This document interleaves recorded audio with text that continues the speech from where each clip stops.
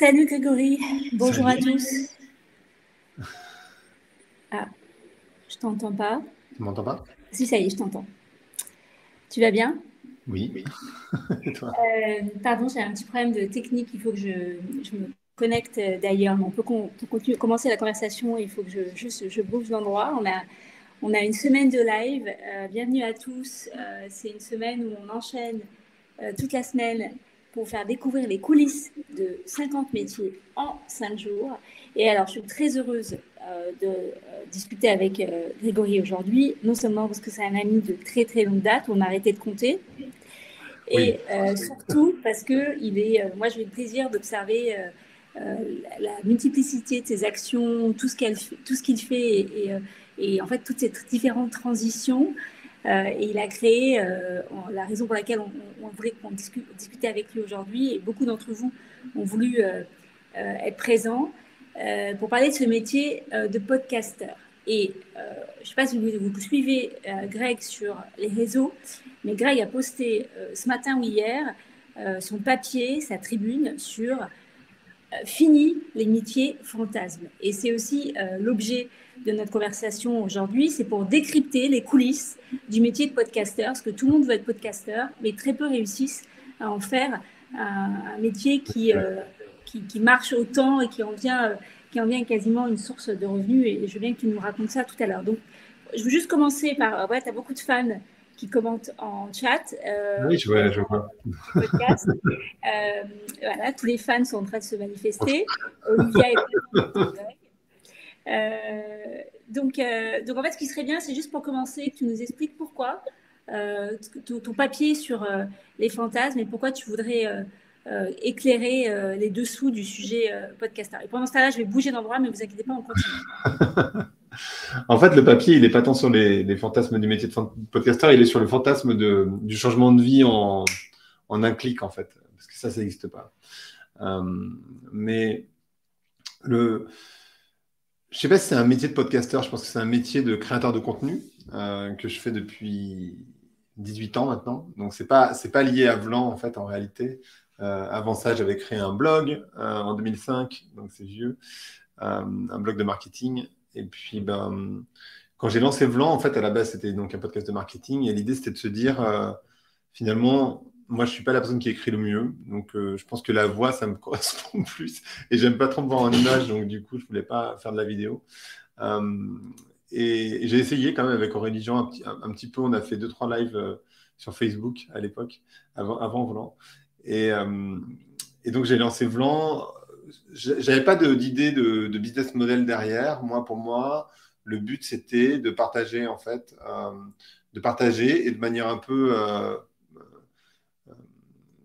égoïste, de rencontrer des gens brillants et puis aussi de trouver des clients pour pouvoir continuer à faire mon métier, en gros. Donc, c'était vraiment ça l'idée. Et après, ça a bougé et après, j'ai changé de vie. Donc, en fait, c'est un cheminement qui s'est fait sur 6 ans. Euh, mais l'objectif à l'origine, c'était quand même de partager et pas d'avoir un business model. Donc, je ne cherchais pas du tout à faire du podcast mon métier, comme je n'avais pas fait du blog mon métier. Euh, c'est plus pour moi, et encore aujourd'hui, finalement, c'est vrai que Vlan génère des revenus aujourd'hui, mais pour moi, c'est pas exactement un métier, c'est plus une manière pour moi d'exprimer ce que je veux faire, d'avoir un impact, je ne considérerais pas, je me présente assez peu comme un podcasteur en général. Je me présente plus comme un analyste culturel et j'explique les différentes choses que je fais. Voilà. Je sais pas si tu m'entends encore. Oui, je t'entends tout à fait. J'ai bougé d'endroit, je voulais vous épargner mon nouveau lieu. Et bienvenue à Donc dire. ça, c'était... Le Voilà. métier de Grégory à la base, le métier de Grégory à la base, c'est le marketing. J'ai fait beaucoup de stratégie marketing et j'ai fait beaucoup de Donc à la base, tu as été... transformation digitale. Hein. Vas-y. Je vais répondre à la question de Noémie en attendant. Est-ce qu'on doit être forcément super à l'aise à l'oral? C'est une très bonne question. Moi, j'ai cette facilité-là. Pour le coup, je suis quelqu'un de très timide dans la vraie vie. Mais donc, je vais pas me la ramener. Par contre, quand tu sais après de quoi tu parles, la voix, voilà, c'est plus facile de parler, c'est plus facile de poser des questions que de parler en général. Donc, je pense qu'il faut être relax. Je ne sais pas s'il faut être à l'aise techniquement. Je ne sais pas si on fait la différence entre les deux, mais il faut être à l'aise de poser des questions et de s'intéresser aux autres, ce qui n'est pas le cas de tous les podcasteurs d'ailleurs. Moi, je pose beaucoup de questions. Je ne suis pas là pour parler de moi, je suis vraiment là pour parler des autres. Est-ce que la voix se travaille? Sans doute, mais je ne l'ai pas fait. Je n'ai pas travaillé ma voix particulièrement. Et le track Noémie, c'est normal. C'est juste que, en fait, on a tous forcément le complexe de l'imposteur. Mais la réalité, c'est que, en fait, on ne demande pas de devenir experte en quoi que ce soit. On te demande juste de t'intéresser et de travailler au préalable pour poser les bonnes questions à la bonne personne. Donc, en fait, le track de se lancer, en réalité, il est uniquement pour toi. Et puis, en plus, au début, le podcast, il n'est pas forcément très connu. Donc en vrai, même si c'est un échec, admettons, même si les premiers épisodes sont pas terribles, et Dieu sait que les premiers épisodes de Blanc n'étaient pas terribles, et ben c'est pas très grave en réalité. C'est plus un truc d'ego par rapport à soi-même, mais finalement les autres sont pas au courant, donc il n'y a pas de problème.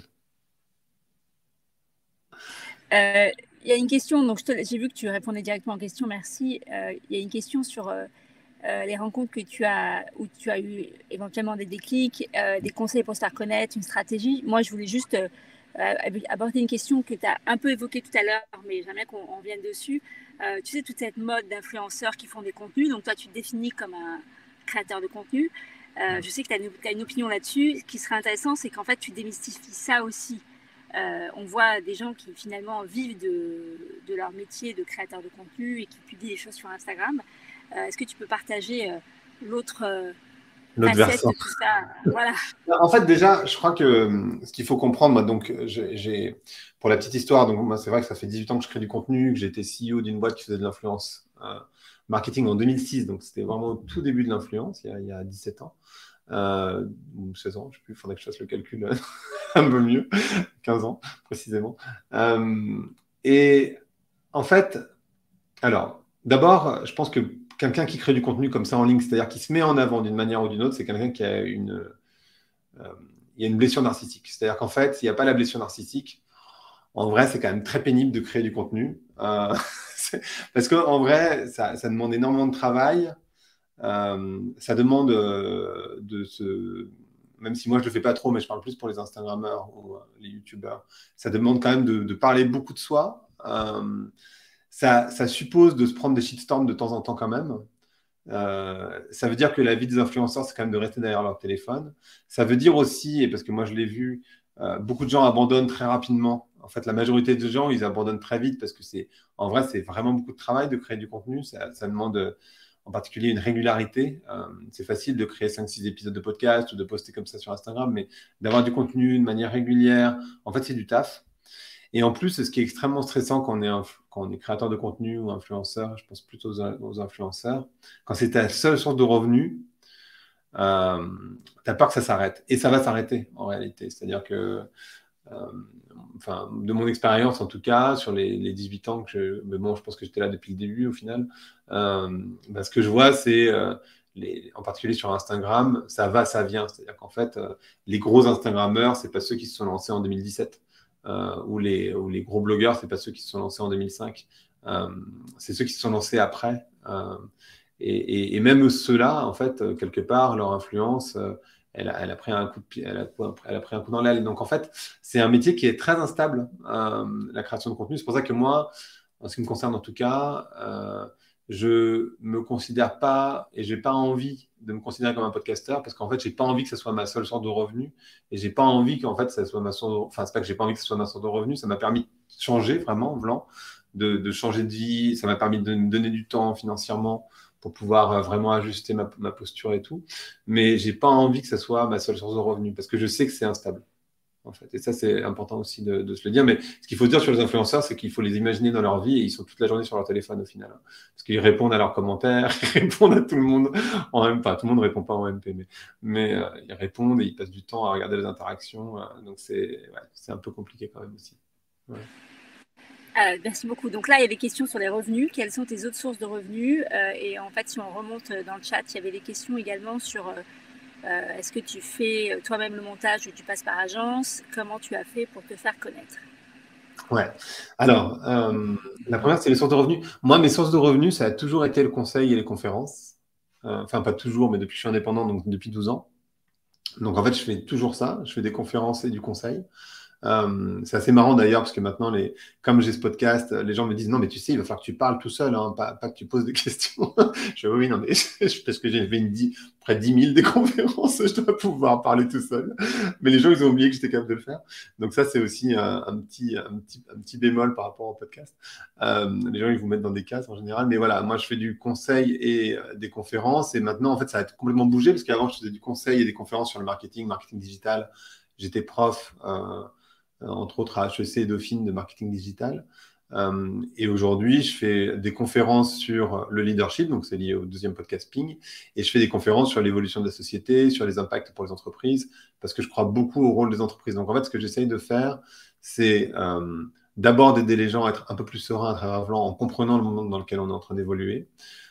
Et de l'autre côté, j'essaye d'aider les entreprises à accélérer leur transformation par le leadership, parce que je pense que c'est par là que ça va passer et pas par la réduction de l'empreinte carbone de l'entreprise. Donc, j'essaye de les faire bouger de cette manière-là. Et donc, je fais des conférences et du conseil pour ça. Donc, voilà. Ensuite, sur le montage, en fait, dans les rencontres importantes, tu me demandais, Carole, il y a Pierre-Henri Samion, qui est quelqu'un que j'ai rencontré il y a 2012, donc il y a 11 ans. Et Pierre-Henri Samion, en fait, on a travaillé ensemble. Et il se trouve qu'il a un studio d'enregistrement depuis, voilà, c'est un passionné de son. Et c'est lui qui m'a aussi mis le pied à l'étrier du podcast, même si j'avais vu des podcasts quand je vivais à New York. C'est pour ça que je voulais faire un podcast, mais c'est vraiment lui qui m'a accompagné sur le matériel, et puis après sur le montage, sur le mixage des épisodes. Et en fait, aujourd'hui, c'est toujours lui qui monte et qui mixe, enfin, lui et son équipe, qui monte et qui mixe les épisodes. Donc, et ça, c'est une rencontre importante de ma vie, parce que c'est lui aussi qui m'a donné le courage d'abandonner le marketing. Voilà. Je ne lis pas les questions en même temps, pardon. Non, non, mais tu as couvert beaucoup de questions. La question qui a suivi, c'est comment tu as démarré et comment tu as fait pour avoir une audience. Et ensuite, il y a une question sur les pauses que tu as fait pendant ces 18 ans. Les pauses. Est-ce que tu as fait des pauses? Est-ce que tu t'es arrêté pendant ces 18 ans? Ouais. Alors, là, la question, c'est pour prendre du recul. Ouais. Alors d'abord Alors attends, il y avait quoi? Il y avait les pauses. Et avant ça, c'était... Tu m'as demandé quoi? Je me souviens plus, pardon. Je t'avais demandé comment ça a commencé, comment tu as fait pour avoir une première audience. Ah oui, l'audience. L'audience. En fait, l'audience... Alors, moi, je ne suis pas un exemple très intéressant dans ce sens-là, parce que quand j'ai lancé mon blog en 2005, c'était le début des blogs. Et donc, je suis devenu le plus gros blog de marketing en France, mais en fait, en vrai, il n'y avait pas non plus des tonnes de podcasts, de blogs de marketing en France. Donc voilà. Et du coup, ça m'a donné énormément de visibilité, ça m'a permis de créer une communauté. Et en fait, quand j'ai lancé Vlan, c'était aussi tout au début de la tendance des podcasts en France. Enfin, tout au début, la vraie grosse tendance, parce que les podcasts, ça existe depuis la création de l'iPod. Mais ça a vraiment pris en 2017. Et j'avais déjà une audience, j'avais déjà une communauté. Donc en fait, cette communauté, elle m'a suivi sur le podcast. Donc ça m'a beaucoup aidé. Et ensuite, moi, j'ai pas trop. C'est très compliqué d'ailleurs de pas céder aux sirènes de l'audience. En fait, qu'est-ce qu'il faut pour faire de l'audience? Il y a quelqu'un qui a posé une question sur les niches. Les niches, c'est une très bonne idée. Vraiment, je pense qu'aujourd'hui en particulier, où il y a beaucoup de podcasts qui existent, c'est une très bonne idée d'aller sur une niche particulière, vraiment spécifique. Mais il y a des choses que les gens aiment et il y a des choses que les gens n'aiment pas. Ce que les gens aiment, c'est les célébrités. Je ne fais pas. En général, pas. Ce que les gens aiment, c'est le développement personnel. Quand même, tu reçois des personnes sur Vlan qui ne sont pas des célébrités, mais qui sont quand même des gens très connus. Non, des gens connus, oui, mais des gens connus, des gens respectés, mais pas des gens avec 1 million de followers sur Instagram.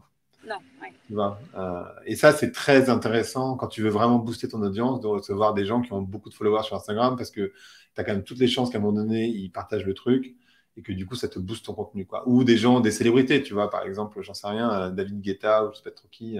Moi, j'ai pas vraiment accès à David Guetta, mais il y a quand même des gens connus que je connais dans ma vie. Mais sauf que sur Vlan, ça n'a pas trop de sens. Donc, je ne cède pas à ces sirènes-là. Les gens connus, les gens aiment bien, je le sais. Les gens aiment bien le développement personnel parce qu'en fait, les gens sont un peu perdus. Donc, il y a une pandémie de santé mentale, donc je sais très bien que ça marche bien. Et par contre, je vais traiter des sujets comme les migrants, comme l'islam, qui sont des sujets qui n'intéressent personne, je le sais, parce que je le vois dans les stats. Et en même temps, je le fais parce que pour moi, c'est essentiel de traiter ces sujets. Donc j'essaye de pas trop céder aux sirènes de l'audience, et je le fais un petit peu quand même. Donc, je traite de temps en temps de sujets qui sont un chouïa plus légers, ou, ça compte. Et donc, comment on construit une audience, parce que c'est la question à l'origine.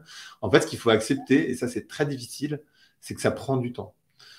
Ça prend du temps de construire une audience, et après, il faut la conserver. Ça, c'est très dur aussi.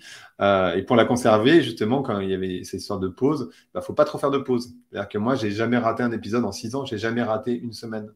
C'est jamais arrivé, en fait. Ça n'arrive pas. Il n'y a pas une semaine où il n'y avait pas d'épisode. Même l'été. L'été, je fais des rediffs, parce que de toute façon, il y a tellement d'épisodes qui sortent que je fais des best-of. En fait, je fais vraiment un truc avec les meilleurs épisodes.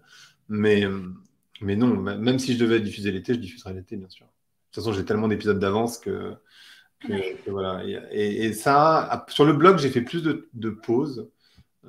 Mais sur le podcast, et puis le blog, il a vachement évolué au fur et à mesure des 18 ans où je l'avais. Aujourd'hui, je ne le tiens plus du tout. Mais le secret, quand même, c'est pas faire trop de pauses.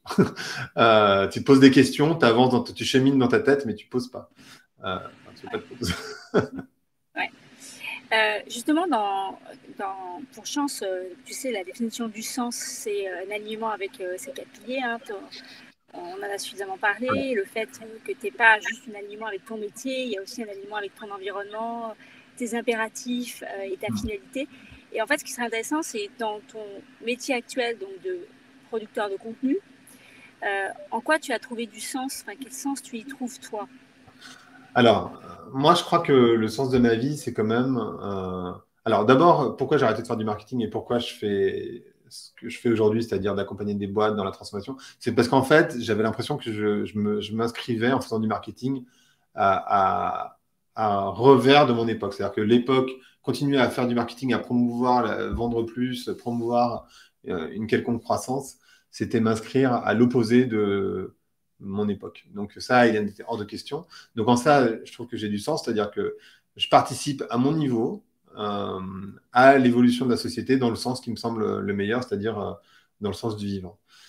Euh, donc ça me donne du sens. Et moi, vraiment, de manière assez générale, comme je viens d'un milieu assez défavorisé où finalement on n'avait pas trop accès aux bouquins, on n'avait pas trop accès à quoi que ce soit, et tu vois bien qu'il y a un entre-soi intellectuel parisien qui n'est pas accessible en fait. Parce que c'est dit avec des mots compliqués, parce que les questions sont complexes, alors du coup les réponses sont complexes, l'environnement est assez chiant dans l'absolu, je trouve. Et du coup, moi j'ai voulu vraiment libérer ça, c'est-à-dire en fait, tu peux très bien avoir des conversations très intéressantes avec des gens passionnants sans leur poser des questions très compliquées que tout le monde comprend, plus ou moins, mais quand même plutôt tout le monde. Et ça, en fait, pour moi, ça a beaucoup de sens. Donc voilà.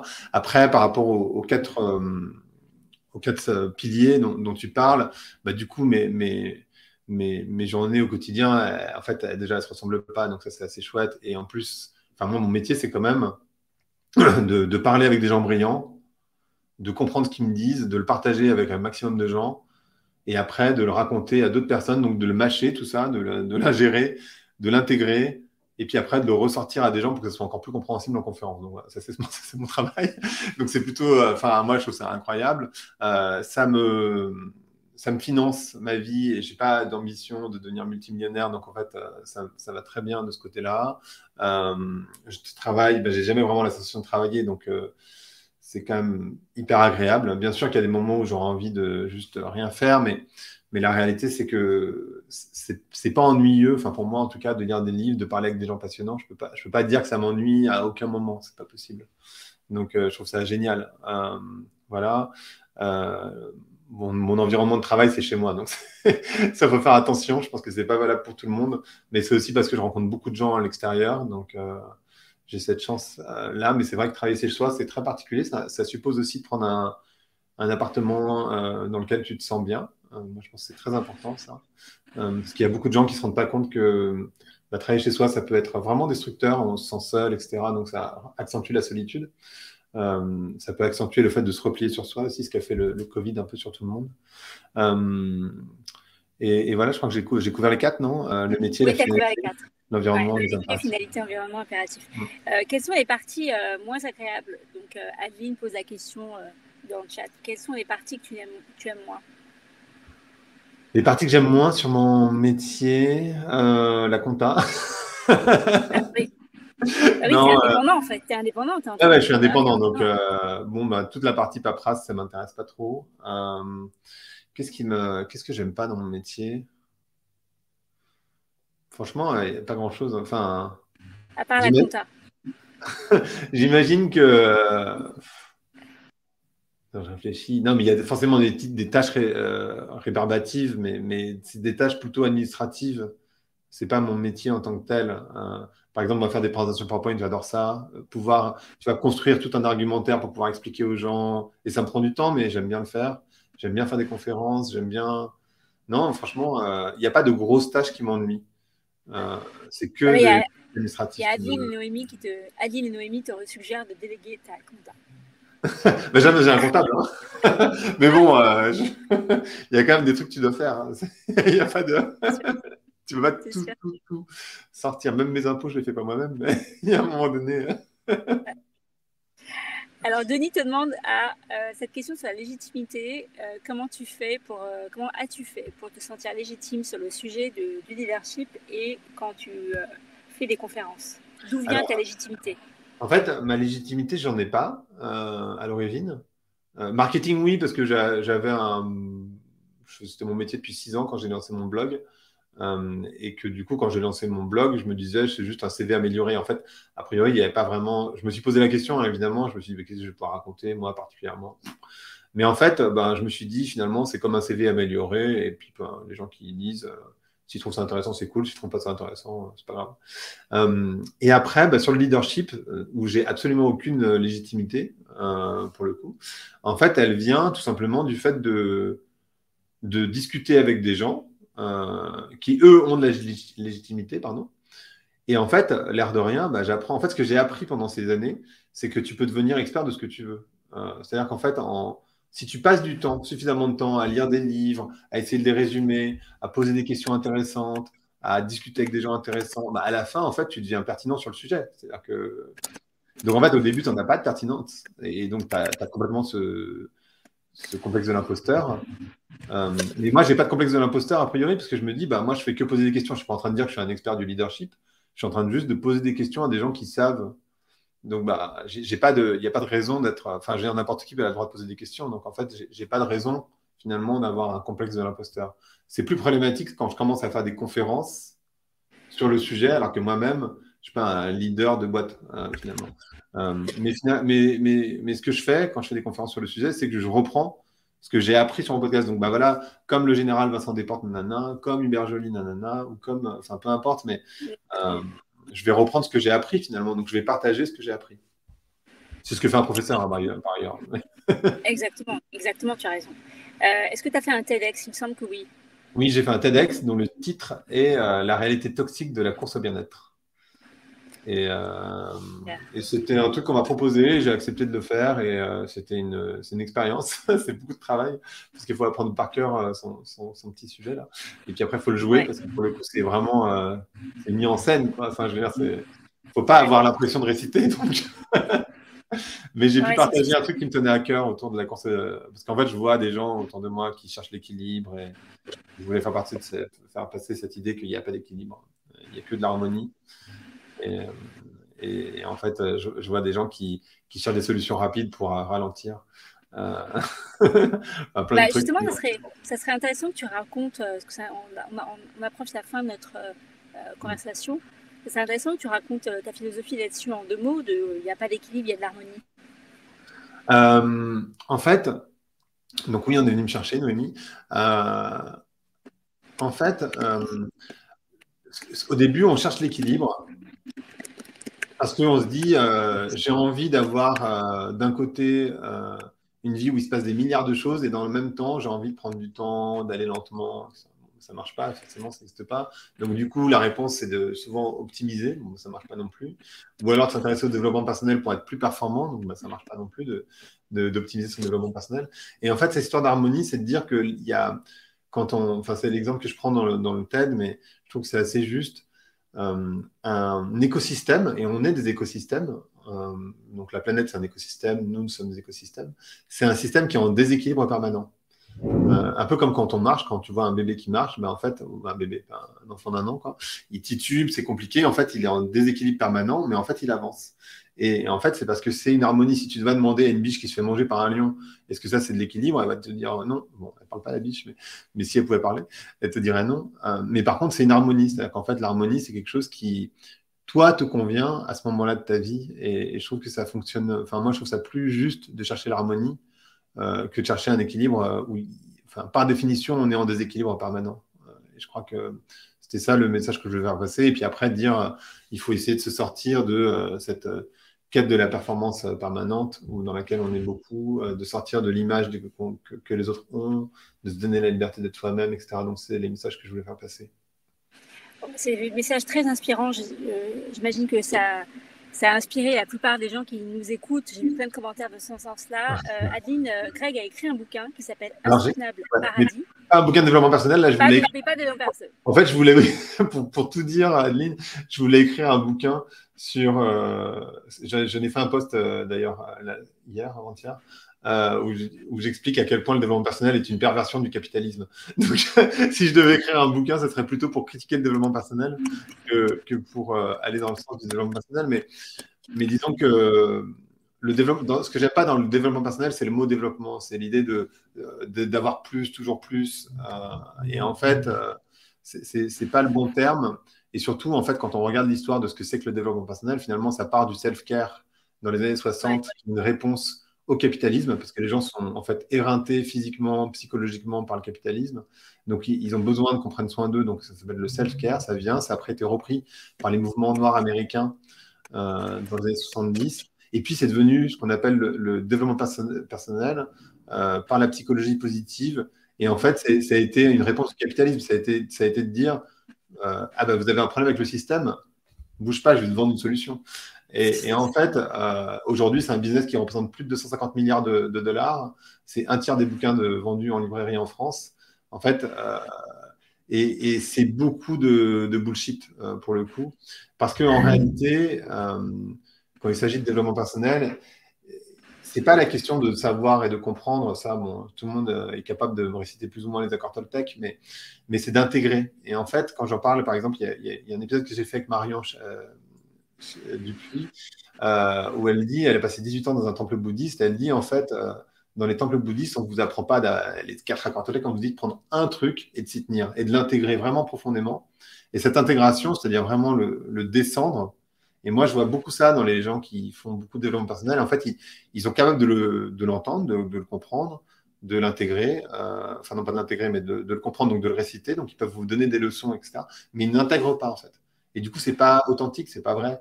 Et le développement personnel, je trouve qu'il surfe beaucoup sur cette vague à essayer de trouver des solutions qui n'en sont pas. Donc voilà, si je devais faire un bouquin, ça serait pas. Super. Merci. Merci. On devrait faire un autre live. Je ne sais pas ce que vous en pensez avec Greg. On devrait faire un deuxième événement avec vous tous. Pardon, on a des séances qui s'enchaînent, des lives qui s'enchaînent. Encore merci Greg. Merci à tous d'avoir été là et d'avoir posé des questions. Vous pouvez suivre Greg sur Instagram ou sur LinkedIn. Et moi, je pense qu'il pourra répondre à vos messages sur Instagram ou LinkedIn si vous en avez suite à cette conversation. Merci à tous. Merci Greg. Merci Carole, merci à tous. Merci à toutes.